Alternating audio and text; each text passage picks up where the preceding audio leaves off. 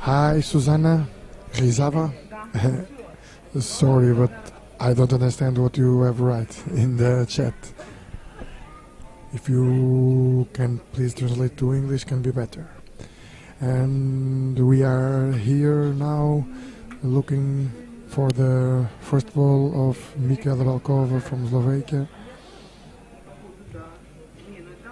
And the ball was with a little more pace than probably she wants, and the ball is a little open to Ivan. And now I have some gap to pass the ball. During the last years, these two players have been made good results along of the seasons. Michaela Balcová have won her first international medal at Sevilla European Regional Championships with the third place, and she did very well at Dubai World Open with a sixth place, in the World Open of Montreal with an 8th place, and in Zagreb he placed at 5. On the other hand, we have Ivan Frolov.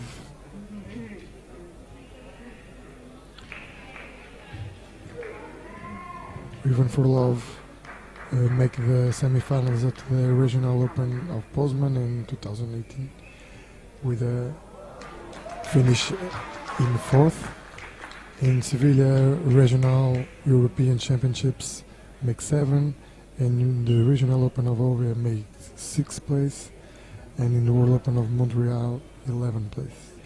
So it usually they are players that can do very good things. They do very well, they know the game very well, and in that way we expect to see a very good match of Boccia.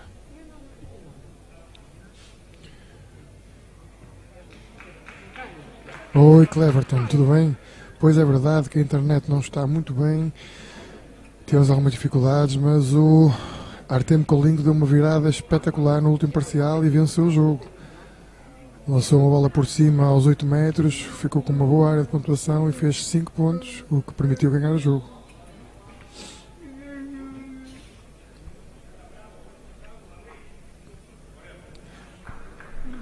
At this moment, after the first ball of Michaela, Ivan Frolov placed one very good ball near the jack, but with some open space to Michaela. And now she's trying to change the game, but the ball don't want to stay there. The blue one is in touch with the white ball, and she's trying to close the red one.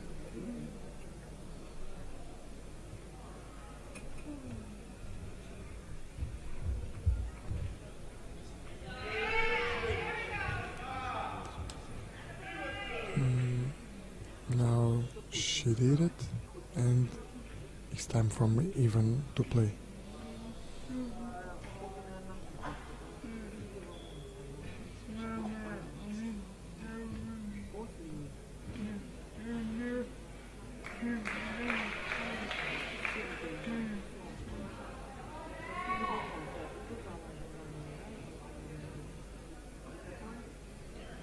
These two players may make part of the pairs of BC4s of each nation, with good results in the last years too.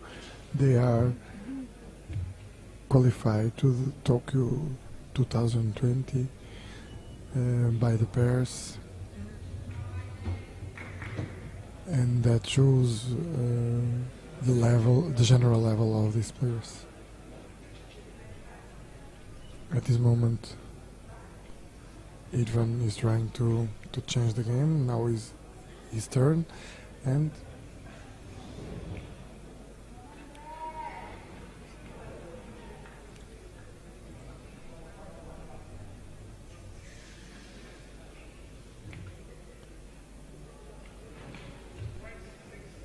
I see.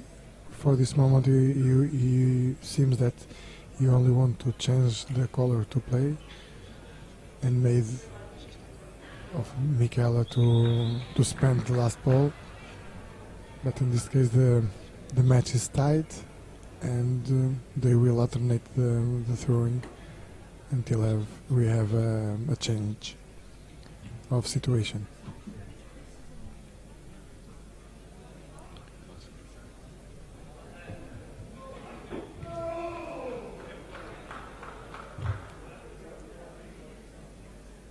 He took the option to try to block the line of Michaela to the red one, but the score still is 1-1, and it's the turn of Michaela, and she will throw the last ball. Oi, Pirata. Aí o resultado do Nuno ainda está a decorrer o primeiro parcial, pelo que não temos ainda nenhuma evolução. À medida do desenvolvimento do jogo, vou-te pondo a par, ok? Vai perguntando.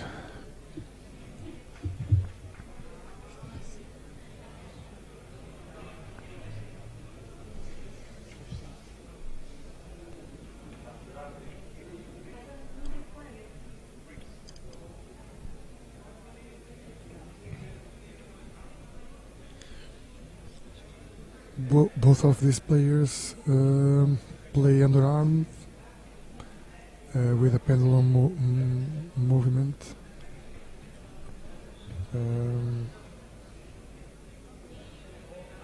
They can. Yes. Now she put the ball to place the ball near the game, and now the Russian guy have the chance with two balls to try or to change the result, because still 1-1, or try to do another thing, but we will see what's his option. One interesting thing that we have to see is the preparation of the players before the throwing. They put the share in the right place, setting up the place to throw, and then they made the preparation. The moment that Ivan is doing at this moment, he's preparing the throw, and until the moment of the delivery of the ball is a key point of the prop of the ball.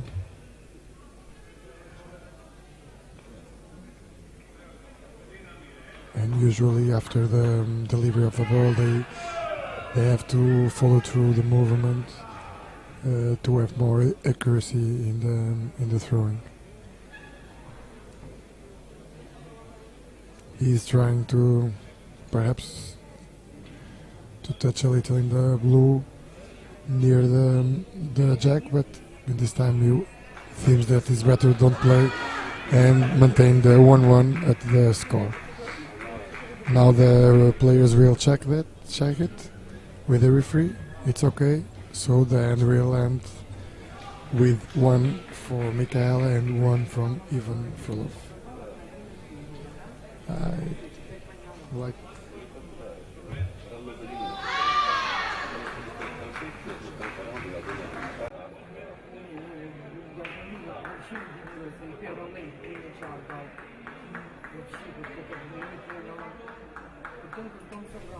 okay, we will start now the second end. Aí Pirata, o Nuno perdeu o primeiro parcial por 2-0. Neste momento encontra-se 2-0. Hello, Victor Balabuk. Everything okay? So we will continue here with the game against Michaela Balcová against Ivan Frolov. Ivan put the ball around 8 meters and a half, and we'll put the first ball. The ball goes a little to the right, and now Michaela have the chance to enter in the game. All the athletes to participate according his limitations, her impairments. And so we put the people that have the same impairments, the same normal functionality or the problems with the functionality in the same class, so that they are, it's fair for to have a fair competition. But in other ways, a difficult mission to try to have it, or the things are very clear about it.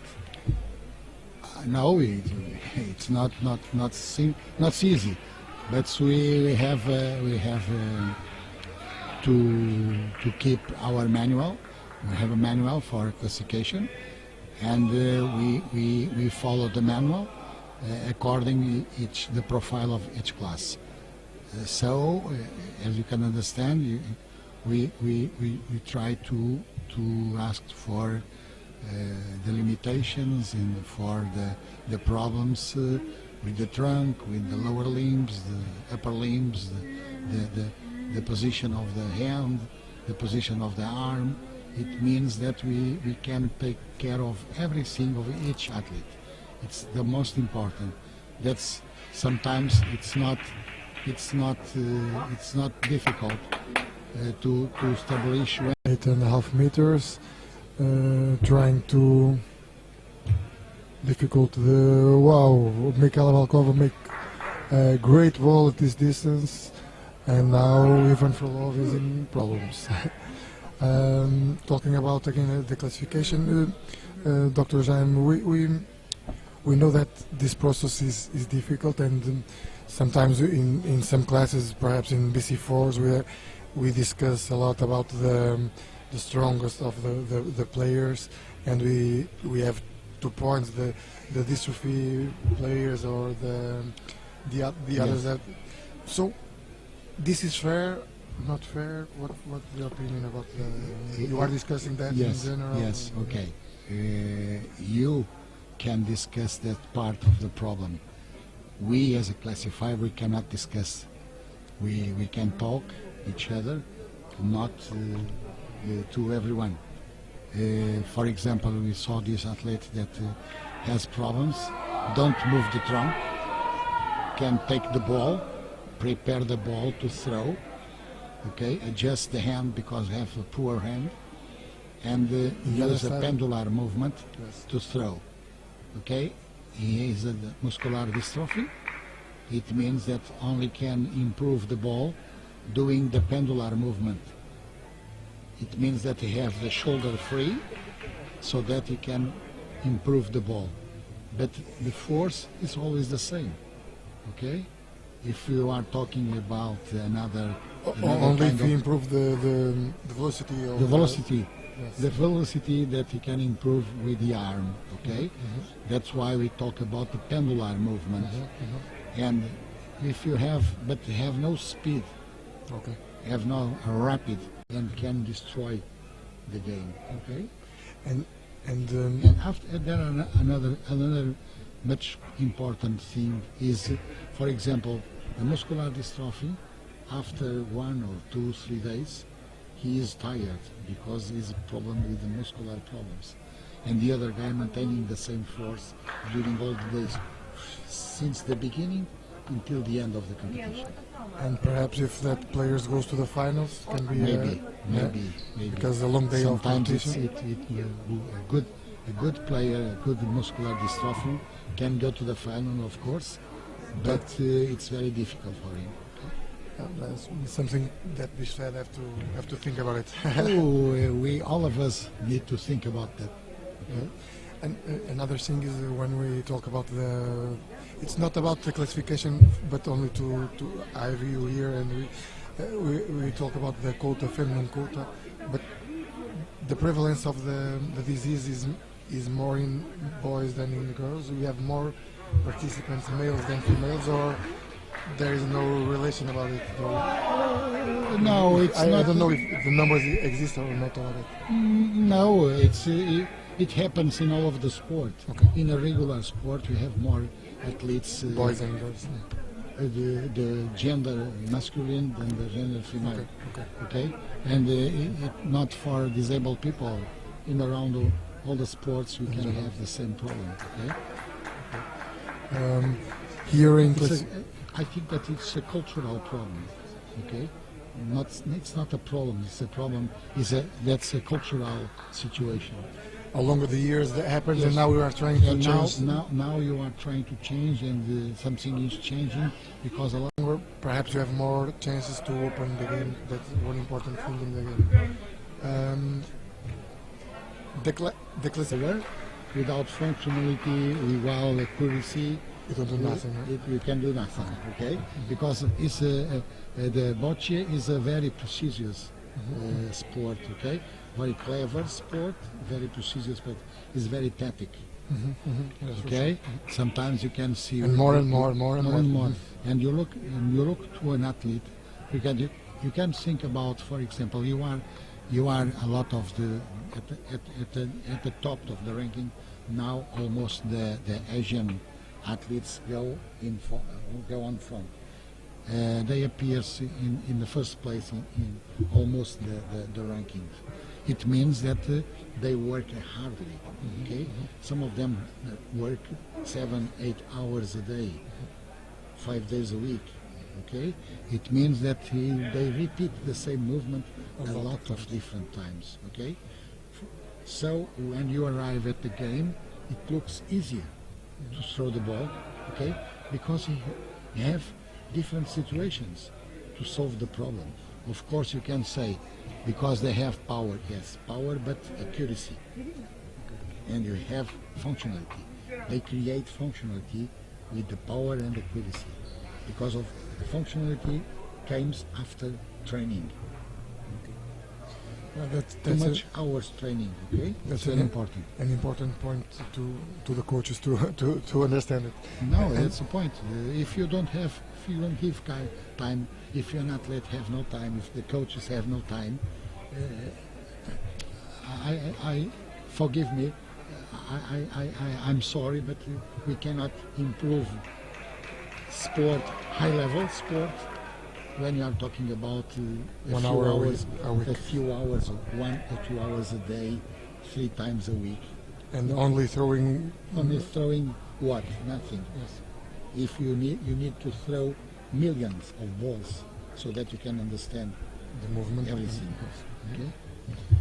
And that's an important point to talk to. And usually we thought that making strength train with these players cannot be good for their health. But nowadays this is not correct. No. The health condition, of course, is always important. We are talking about disabled people, okay? People with impairment. Sometimes appear some coaches asking us if we don't want to practice too much with our athletes because you are afraid that you change the class because of that. No, we don't change. We don't qualify capacity of the athlete. Okay, we classify functionality and we classify power, and it is according the impairment. Okay, we are classifying impairment. No, it means that you can improve training and training. It's not because of that we change the class. Okay. Here, looking for the game at this moment, Ivan Frolov gained the position of the balls after a very good first ball of Michaela. This moment, okay, very well done. She puts the ball by the hair. However, Ivan Frolov have the blue in the line of in the jack, and probably can push on the blue one. But we will see what his option, because have another options, and Michaela don't seems to be very happy with the outcome of the shot. we'll see what's happened here at this moment.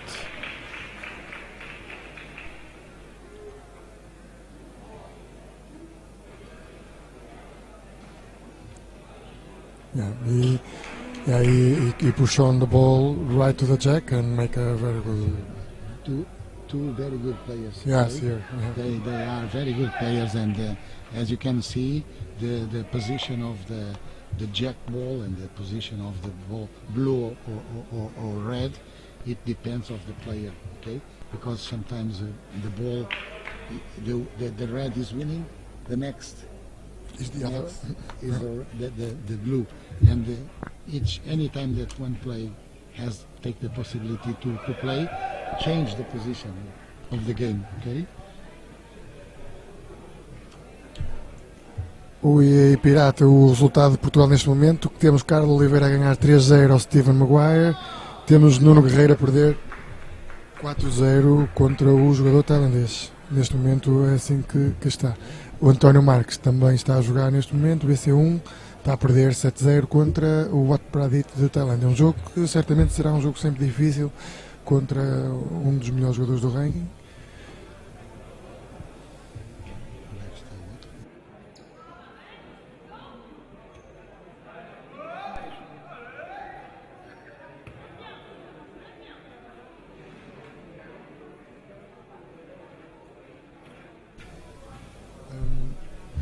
And here about the classes of the sport, we know that we have always players that are in the limits of the classification, the high level of the class or the last level of the class. BISFed or the classifiers thinks in one day have one more classes that it will be needed, or do you think that this point is good to equal game? My own impression. One of the classes must be seen is the class 4. Class 4 is a class that must be seen because of this problem. The problem is muscular dystrophy and the others. On the beginning, we are talking about all of them are non-CP class, and it was created the class BC4 for the people that they have also impairment with a functionality as a BC1, the same level, and some of them, the BC4 at this moment, we're out of classification. Yes, it's very big. The space in the class. Some countries are creating the BC5 competitions, but international don't seem that that's the way. No, it's very difficult to implement BC5. Okay. It means that IPC needs to create another dimension type of of the competition. As you can see, Boccia already takes a lot of logistic. Yes. And if you create another class, it means that you must to assume that logistic for a different class. Okay, I think that it's very difficult to separate that. We can create classes, but we need to preserve the lower class, of course, because the Boccia is 1-1 against Davor Komar. Louis Sanders será jogada a equipa. Pares de equipas, sim. Ok, we are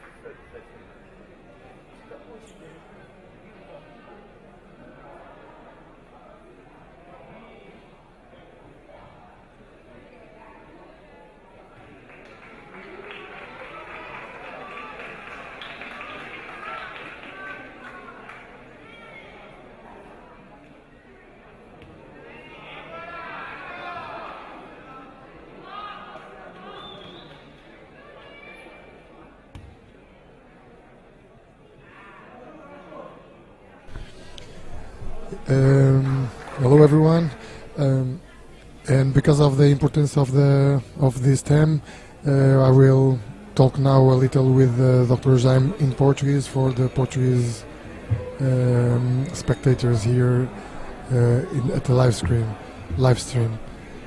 At this moment, Ivan Frolov put the balls at 9.5 meters, and we will see the response of Michaela. The ball was in good line, but short, with a short pace, but in front of Ivan Frolov, and now he have a possibility to put the ball near the jack. Agora em português aqui, Dr. Jaime, estamos vindo a falar sobre a classificação, o processo de classificação, mas há aqui algumas ideias que seria importante reter para quem trabalha com o Boccia. Eu penso que a Boccia em Portugal nós tivemos a tradição, fomos quase que os iniciadores e os divulgadores da Boccia, da disciplina de Boccia pelo mundo inteiro. Eu penso, tenho muito respeito pela Boccia, acho que a Boccia é uma modalidade fantástica, que deve ser levada muito a sério mesmo, ao mais alto nível. Neste momento, grande parte dos países estão a levar isto muito a sério, dedicam muitas horas de treino e de trabalho à Boccia.